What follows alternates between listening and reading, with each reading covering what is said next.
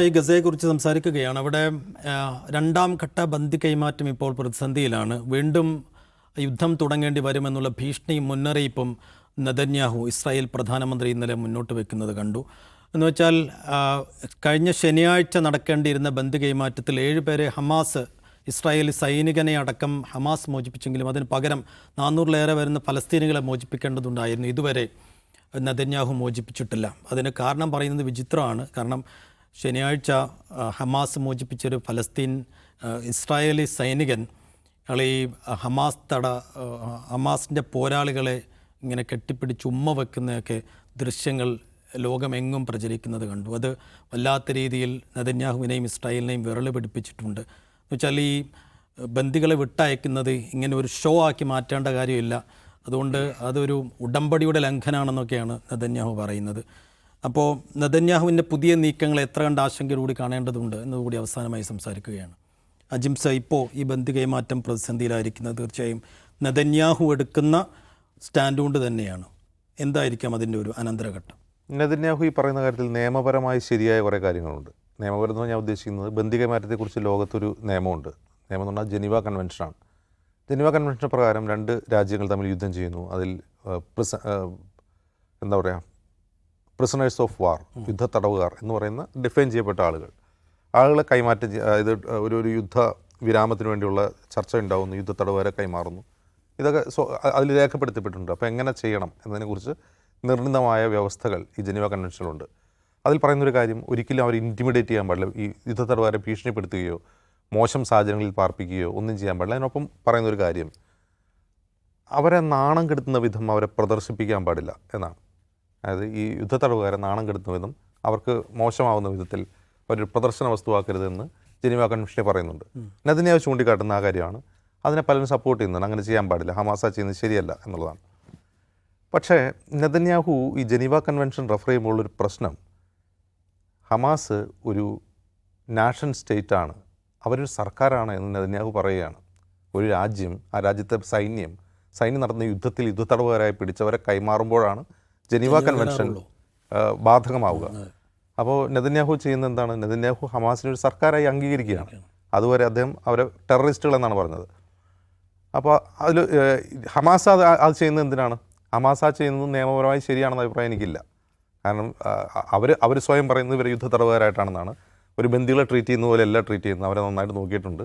അവർ ജീവിച്ചിരിക്കുന്നവരെല്ലാം നന്നായിട്ട് തന്നെ തിരിച്ചു കൊടുത്തിട്ടുണ്ട്. നല്ല വസ്ത്രം അണിഞ്ഞ് തിരിച്ചു കൊടുത്തിട്ടുണ്ട്. പക്ഷേ ആ ചെയ്യുന്ന ഷോ കൊണ്ട് ഹമാസ് ഉദ്ദേശിക്കുന്നത്, ഞങ്ങളിതാ ഇവരെ വൃത്തിയായിട്ട് ലോകത്തിന് അവരെ മുമ്പിൽ പ്രദർശിപ്പിക്കുന്നു, ഞങ്ങൾ നന്നായിട്ട് ഇവരെ നോക്കിയിട്ടുണ്ട്, ഇത്രയും കെടുതികൾക്കിടയിൽ ഞങ്ങളവരെ സംരക്ഷിച്ചു, ഞങ്ങളിതാ കൈമാറുന്നു ലോകത്തിന് കൊടുക്കുന്നൊരു മെസ്സേജാണ്. പക്ഷേ നിയമപരമായി ഈ ജനീവ കൺവെൻഷൻ പ്രകാരം ഹമാസ് ചെയ്യുന്നതിൽ നിയമവിരുദ്ധതയുണ്ട് എന്നുള്ളത് സത്യമാണ്. പക്ഷേ ആ നിയമവിരുദ്ധതയ്ക്ക് വേണ്ടി ജനീവ കൺവെൻഷൻ റെഫർ ചെയ്യുമ്പോൾ നെതന്യാഹു ചെയ്യുന്നത് എന്താണ്? ഹമാസിനെ ഒരു സർക്കാരായും ഒരു ഭരണകൂടമായും അവരുടേതൊരു സൈന്യമായും അവരംഗീകരിക്കുകയാണ്. അത് അംഗീകരിക്കാൻ നെതന്യാഹു തയ്യാറാണോ?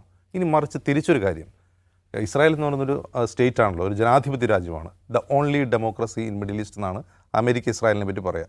അങ്ങനെ ഒരു ജനാധിപത്യ രാജ്യം ഒരു കാരണവും കൂടാതെ ഫലസ്തീനികളെ പിടിച്ചുകൊണ്ട് പോവുകയാണ്, ഒരു കുറ്റം ചെയ്യാതെ. ഫലസ്തീനികളാവുക എന്നത് തന്നെ ഒരു കുറ്റകൃത്യമാണ് ഇസ്രായേലിന് മുമ്പിൽ. അവരെ പിടിച്ചുകൊണ്ടുപോയി ജയിലിൽ പാർപ്പിക്കുകയാണ്. കുട്ടികളെ മുതൽ, പ്രായപൂർത്തിയാവാത്ത കുട്ടികളെ മുതൽ സ്ത്രീകളെ വരെ. നമ്മൾ തിരിച്ചു വരുന്ന തടവുകാരുടെ ചിത്രങ്ങൾ നമ്മൾ കണ്ടാണ്. ഇവരോട് ഇസ്രായേൽ എന്താണ് പെരുമാറുന്നത്? ഇസ്രായേൽ എങ്ങനെയാണ് പെരുമാറുന്നത്? അതായത് പുരുഷന്മാരെ പട്ടാളക്കാർ കൂട്ടബലാത്സംഗം ചെയ്ത വാർത്തകളാണ് പുറത്തു വന്നുകൊണ്ടിരിക്കുന്നത്. ക്രൂരമായി റേപ്പ് ചെയ്യപ്പെട്ട് മരിക്കുന്ന എത്രയോ തടവുകാരുടെ കഥകൾ പുറത്തു വരുന്നു. അതിൻ്റെ പേരിൽ ഇസ്രായേൽ തന്നെ അന്വേഷണം നടക്കുന്നു. സൈനികരെ സസ്പെൻഡ് ചെയ്യുന്ന വാർത്തകൾ നമ്മൾ കണ്ടുകൊണ്ടിരിക്കുകയാണ്.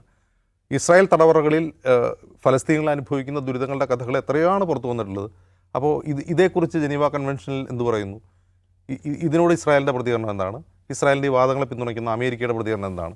ഈ ഒരൊറ്റ കാര്യത്തിൽ അവരെ ഷോ ചെയ്തു.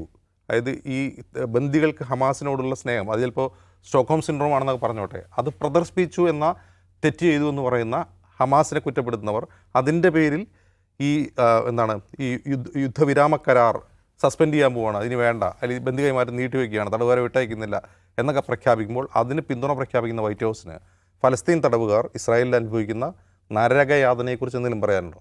അതിൽ ജനീവ കൺവെൻഷനെക്കുറിച്ച് റെഫർ ചെയ്യാനുണ്ടോ? അല്ലെങ്കിൽ ജനീവ കൺവെൻഷൻ ആ കാര്യത്തിൽ ഇവോക്ക് ചെയ്യുമോ? ഇതൊന്നുമില്ലല്ലോ.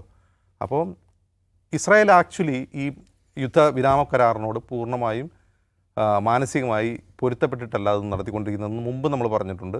അവർ യുദ്ധം തുടരാനാണ് ആഗ്രഹിക്കുന്നത്. നമ്മളിപ്പോൾ ഗസയിൽ ബന്ദി കൈമാറ്റവും തടവുകാരുടെ കൈമാറ്റവും മോചനവും കണ്ടുകൊണ്ടിരിക്കുമ്പോൾ തൊട്ടപ്പുറം വെസ്റ്റ് ബാങ്കിൽ നമ്മൾ എന്താണ് കണ്ടുകൊണ്ടിരിക്കുന്നത്? വെസ്റ്റ് ബാങ്കിൽ ഇസ്രായേൽ സൈന്യം നിലയുറപ്പിച്ചിരിക്കുകയാണ്.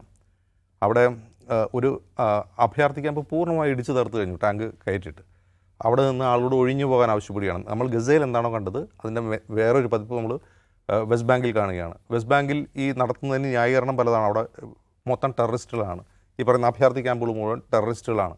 കാരണം ഏത് ഫലസ്തീനിലെയും ടെററിസ്റ്റുകളെന്ന് വിളിച്ച് സൈനിക നടപടി സ്വീകരിക്കാൻ കഴിയും. ഈ ഗസയിൽ ചെയ്യുന്നത് പോലെയല്ല. ഗസയിൽ നടന്നൊരു യുദ്ധം മാതൃകയിലാണ് വെസ്റ്റ് ബാങ്കിൽ നമ്മൾ കണ്ടുകൊണ്ടിരിക്കുന്നത്. വെസ്റ്റ് ബാങ്കിൽ ഇപ്പോൾ നടന്നുകൊണ്ടിരിക്കുന്നത് എല്ലാ അന്താരാഷ്ട്ര നിയമങ്ങളുടെയും ലംഘനമാണ്. വെസ്റ്റ് ബാങ്കിൽ ഒരു ഇസ്രായേൽ പട്ടാളക്കാരൻ കാലുകുത്തുക എന്ന് പറഞ്ഞാൽ അന്താരാഷ്ട്ര നിയമങ്ങളുടെ ലംഘനമാണ്. കാരണം ഇതുവരെയുള്ള സമാധാന ഉടമ്പടികളുടെയും ഓസ്ലോ കരാറിൻ്റെയും എല്ലാം അന്തസ്സത്തിക്ക് നിരക്കാത്തതാണ്. മാത്രവുമല്ല, വെസ്റ്റ് ബാങ്കിൽ കയറാൻ ഇസ്രായേലിന് അർഹതയില്ല എന്ന് മാത്രമല്ല, അവിടേക്ക് കുടിയേറ്റക്കാരുടെ അക്രമം നടക്കുന്നു, കുടിയേറ്റ വ്യാപനം നടന്നുകൊണ്ടിരിക്കുന്നു. അത് അന്താരാഷ്ട്ര നിയമങ്ങളുടെ ലംഘനമാണെന്നുള്ള അഭിപ്രായമുള്ള രാജ്യമാണ് അമേരിക്ക പോലും ഇതേക്കുറിച്ചൊന്നും മിണ്ടുന്നില്ല. അപ്പോൾ എന്താണ് പറയുക, ജനീവ കൺവെൻഷനിലെ ഒരു വകുപ്പ് ലംഘിച്ചു എന്ന് ഹമാസ് ചെയ്തു എന്ന് വേണമെങ്കിൽ വാദിക്കാമെങ്കിൽ പോലും അത്രയും എത്രയോ അന്താരാഷ്ട്ര നിയമങ്ങളുടെ ലംഘനം പതിറ്റാണ്ടുകളായി, ഒരു നൂറ്റാണ്ടോളമായി നടത്തിക്കൊണ്ടിരിക്കുന്ന ഇസ്രായേലിന് അതേക്കുറിച്ച് പറയാനുള്ള യാതൊരു അർഹതയുമില്ല. നിഷാദ്, ഈ ലക്ഷ്യം മുഴുവൻ പൂർത്തീകരിക്കാൻ, യുദ്ധം തുടരാൻ വെറുതെ കാരണങ്ങൾ കണ്ടെത്തുകയാണോ നെതന്യാഹു? എന്നല്ല ന്യായമായിട്ട് സംശയിക്കേണ്ടത്. കാരണം ഈ വെടിനിർത്തൽ കരാർ നടപ്പിലായതിൻ്റെ പിറ്റേ ദിവസം മുതൽ ഞങ്ങൾ ഏത് സമയം യുദ്ധം പുനരാരംഭിക്കും നിരന്തരമായി പറഞ്ഞുകൊണ്ടേയിരിക്കുകയാണ് അവർ. അപ്പോൾ ഈ പറയുന്ന കാരണങ്ങൾ നേരത്തെ അജിംസ് പറഞ്ഞു, ജനീവ കരാറിൻ്റെ ലംഘനമാണ്. ഇപ്പം ഷിരി ബിബാസ് എന്ന് പറഞ്ഞ കുട്ടിയെ തിരിച്ചു കൊടുത്തില്ല, കുട്ടിയുടെ ബോഡി തിരിച്ചു കൊടുത്തു. ആ ബോഡി DNA പരിശോധന നടത്തിയപ്പോൾ ആ കുട്ടിയുടേതല്ല, ഇതൊരു ഗാസയിലുള്ള ഏതോ സ്ത്രീയുടേതാണ്. ഇതിന് ഞങ്ങൾ പകരം ചോദിക്കും. ഇത് ഭയങ്കരമായ കരാർ ലംഘനമാണ്, വലിയ അന്യായമാണ് കാണിച്ചത്, കുഞ്ഞുങ്ങളോട് പോലും മഹാക്രൂരത കാണിക്കുകയാണ് എന്ന് പറയുന്നു ഇദ്ദേഹം. അപ്പോൾ ഈ വെടിനിർത്തൽ കരാറിൽ നിന്ന് വിട്ടുപോകാനും വീണ്ടും യുദ്ധം പുനരാരംഭിക്കാനും ഇദ്ദേഹം പറയുന്ന ന്യായങ്ങൾ സത്യം പറഞ്ഞാൽ ലോകം കേൾക്കേണ്ട ഒന്നാണ്. ഒന്നാമത്തേത് എന്താണ്? ഷിരി ബിബാസിന് തന്നപ്പോൾ ഞങ്ങൾ നോക്കുമ്പോൾ ബോഡി അതല്ല, ബാക്കി എല്ലാവരുടെയും ഓക്കെയാണ്, ഒരു കുട്ടിയുടെ മാത്രമാണ്. ഹമാസ് പറയുന്നുണ്ട് നിങ്ങളുടെ ബോംബിങ്ങിൽ തകർന്ന കെട്ടിടങ്ങൾക്കകത്ത് നിന്ന് ഛിന്ന ഭിന്നമായും മറ്റു ബോഡികൾക്കൊപ്പം ചേർന്ന് കിടന്നുമാണ് അത് കിട്ടിയത്, അവിടെ ഞങ്ങൾ എടുത്തതാണിത്, അങ്ങനെയാണ് തന്നത്. ഇനിയിപ്പോൾ ഞങ്ങളത് പരിശോധിക്കാമെന്ന് മറ്റോ അവർ പറയുന്നുണ്ടെന്നാണ് എനിക്ക് തോന്നുന്നത്. അപ്പോൾ ഇത് അന്യായമാണ്, ഇതൊരു നിലയ്ക്കും അംഗീകരിക്കാൻ കഴിയാത്ത വയലേഷനാണ് എന്ന് മാത്രമല്ല കുഞ്ഞുങ്ങളോടുള്ള ക്രൂരതയാണ് എന്ന് പറയുകയാണ് ആര്? നെതന്യാഹു. 36,000-ഓളം കുഞ്ഞുങ്ങളെ കൊന്നു തള്ളിയ, അതിനെക്കുറിച്ച് ലോകത്തെമ്പാടുണ്ടായിരുന്ന മുറവിളികളോട് മൗനം അവലംബിക്കുകയോ അവഗണിക്കുകയോ ചെയ്ത ഒരാൾ പറയാണ് ഈ കുഞ്ഞിനെ നിങ്ങൾ കൊന്നില്ലേ എന്ന് പറയാണ്. അത് വൈരുദ്ധ്യം. രണ്ടാമത്തേത് ഈ പറയുന്ന ബന്ദികളെ കൈമാറുമ്പോൾ ന്യായമായും സ്വീകരിക്കേണ്ട ജനീവ കരാറിലെ വ്യവസ്ഥകൾ പാലിക്കുന്നില്ല. ജനീവ കരാറിലെ വ്യവസ്ഥകൾ യുദ്ധം ചെയ്യുമ്പോൾ എന്താണെന്ന് പറയുന്നുണ്ട്. ഹോസ്പിറ്റലിൽ കൊണ്ട് ബോംബിടാൻ ജനീവ കരാർ സമ്മതിക്കുന്നുണ്ടോ? പ്രായമായ കുട്ടികൾ, ഗർഭിണികൾ, കുഞ്ഞുങ്ങൾ ഇവരൊക്കെ താമസിക്കുന്ന സ്ഥലത്ത് ബോംബിടാനോ യുദ്ധത്തിൻ്റെ ഭാഗമാക്കാനോ അഭയാർത്ഥി ക്യാമ്പിലോ യുദ്ധത്തിൻ്റെ ഏരിയയാക്കി മാറ്റാൻ പാടില്ല എന്ന് കണിശമായ വ്യവസ്ഥയുണ്ട്. അത് പാലിക്കപ്പെടുന്നുണ്ടോ? എപ്പോഴെങ്കിലും പാലിച്ചിട്ടുണ്ടോ? ഹോസ്പിറ്റലിൽ ബോംബിട്ടാണ് മാസീവായിട്ട് ഏറ്റവും കൂടുതൽ ആൾക്കാർ ഒരേ സൈമൾട്ടേനിയസ്ലി ഓരോ സമയത്ത് കൊന്നു കളഞ്ഞത്. അപ്പോൾ ഇതിനെക്കുറിച്ച് ആ ഒരു ഓഡിറ്റിന് ഇസ്രായേൽ ഭരണകൂടത്തിന് നെതന്യാഹുവിന് ബാധ്യതയൊന്നുമില്ല. ലോകം ഇതിനകത്ത് കാണുന്നത് ഒരു പ്രത്യേക രീതിയിലാണ് എന്നതുകൊണ്ട് അവർക്ക് അവരുടെ മനുഷ്യാവകാശങ്ങളെക്കുറിച്ച്, അവരുടെ കുഞ്ഞുങ്ങൾ കൊല്ലപ്പെട്ടതിനെക്കുറിച്ച്, ഹമാസ് കരാർ വയലേറ്റ് ചെയ്തതിനെക്കുറിച്ച് ഉറക്കെ പറയാൻ പറ്റും. അതിന് ബാക്ക് ചെയ്യാൻ അമേരിക്കയും ഉണ്ടാവും. അടിസ്ഥാന കാരണം ഇത് തന്നെയാണ്. ഒന്നാമത് വെടിനിർത്തലിലേക്ക് പോവേണ്ടി വന്നത് പോലും പൊളിറ്റിക്കലി വലിയ തിരിച്ചടി ഉണ്ടാക്കിയിട്ടുണ്ട്. നമ്മൾ എന്ത് നേടി എന്നുള്ള ചോദ്യം ഇസ്രായേലിനകത്ത് ഉയർന്നു വരുന്നുണ്ട്. രണ്ടാമത്തെ കാര്യം എന്താണ്? നിങ്ങളിപ്പോൾ പരിശോധിച്ച് നോക്കിയാൽ ഹമാസ് എന്ന് പറയുന്ന ഓർഗനൈസേഷൻ എന്തോ മഹാക്രൂരന്മാരുടെ സംഘമാണെന്നും പിടിച്ചുകൊണ്ടുപോയ ആൾക്കാരെ മുഴുവൻ കഴുത്തറുത്ത് കൊന്നു, കുഞ്ഞുങ്ങളെപ്പോലും കഴുത്തറുത്ത് കൊന്ന ഇവന്മാരോട് പകരം ചോദിക്കണ്ടേ എന്ന് എല്ലായിടത്തും ഇസ്രായേലിന് നെറേറ്റീവ് ഉണ്ടാക്കുമ്പോഴാണ് ഇങ്ങനെ ആളുകളെ അവർ ആരോഗ്യസമ്പന്നരായ ബന്ദികളെ തിരിച്ചയക്കുന്നു. സ്നേഹം കൊണ്ട് ഹമാസിൻ്റെ ഒരു പോരാളിയുടെ നെറുകിലൊരു ബന്ദി ചുംബിക്കുന്നു. ഇതിന് മുമ്പ് പുറത്തിറങ്ങിപ്പോയ ഒരാൾ നിങ്ങളെനിക്ക് നൽകിയ നല്ല ട്രീറ്റ്മെൻറ്റിന് ഞാൻ നിങ്ങളോട് നന്ദിയുള്ളവനായിരിക്കുന്നു, നിങ്ങളെനിക്ക് എൻ്റെ ജീവിതശൈലി രോഗത്തിനുള്ള മരുന്നുകൾ പോലും കൊണ്ടുവന്നു, നമുക്കിടയിൽ വേഗം സമാധാനം ഉണ്ടാവട്ടെ എന്ന് പറയുന്നു. ഇങ്ങനെയൊക്കെ ആളുകൾ പറയാൻ തുടങ്ങുകയും ലോകത്ത് ഹമാസിന് കുറച്ചുകൂടി ഹീറോയ്ക്കായി പരിവേഷം വന്നു കഴിഞ്ഞിട്ടുണ്ട്. അതൊരു യാഥാർത്ഥ്യമാണ് ഇപ്പോൾ ഈ നടക്കുന്ന ആക്ടിനകത്ത് മുഴുവൻ. പിന്നെ ചില കാര്യങ്ങളിൽ അവർ കുറച്ച് കടന്ന ഷോയിലേക്ക് പോകുന്നുണ്ട്. ഇപ്പോൾ വലിയ സന്ദേശങ്ങൾ എഴുതി വെച്ച ഫ്ലെക്സ് ബോർഡുകൾ, മുഹമ്മദ് ദൈഫിൻ്റെയൊക്കെ വാചകങ്ങളൊക്കെ എഴുതി വെച്ച വലിയ കൂറ്റൻ ബാനറുകൾ, അതിൻ്റെ മുമ്പിൽ വെച്ചൊക്കെയാണ് വലിയ മ്യൂസിക് ഇട്ടിട്ടാണിത് കൈമാറ്റം, ബന്ദികളെ കൈമാറുന്നതൊക്കെ ചെയ്യുന്നത്. അത് അവരുടെ ഒരു എന്താണോ USP അതിനെ ജനങ്ങൾക്ക് മുമ്പിൽ എത്തിക്കാൻ ശ്രമിക്കുന്നതാണ്.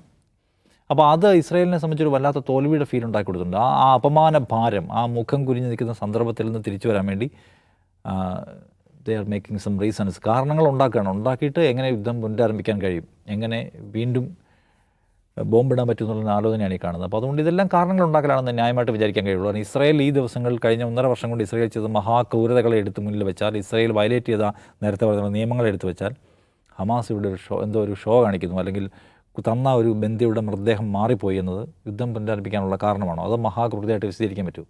സോ ഇതൊരു തോൽവിയിൽ നിന്ന്, അപമാനഭാരത്തിൽ നിന്ന് സംഭവിക്കുന്ന സംഗതിയാണ്. പിന്നെയും കാരണങ്ങൾ ഉണ്ടാക്കാനുള്ള ശ്രമമായിട്ടേ കാണാൻ പറ്റുള്ളൂ ഇതിന്. അപ്പോൾ യുദ്ധത്തിനിടയിൽ സംഭവിച്ചതിനേക്കാൾ വലിയ തിരിച്ചടികൾ യുദ്ധവിരാമത്തിൻ്റെ ഘട്ടത്തിൽ ഇസ്രായേലിന് സംഭവിക്കുകയാണ്. അതുകൊണ്ട് യുദ്ധം തുടരുക തന്നെയാണ് നല്ലതെന്നൊരു പക്ഷേ ഇസ്രായേലിന് തോന്നിയിട്ടുണ്ടാവണം. വീണ്ടും ഒരു യുദ്ധത്തിലേക്ക് പോയാൽ ഗസയിൽ എന്താവും സാഹചര്യങ്ങളെന്നും അങ്ങേയറ്റം ആശങ്ക തന്നെ സംഗതിയും കൂടിയാണ്.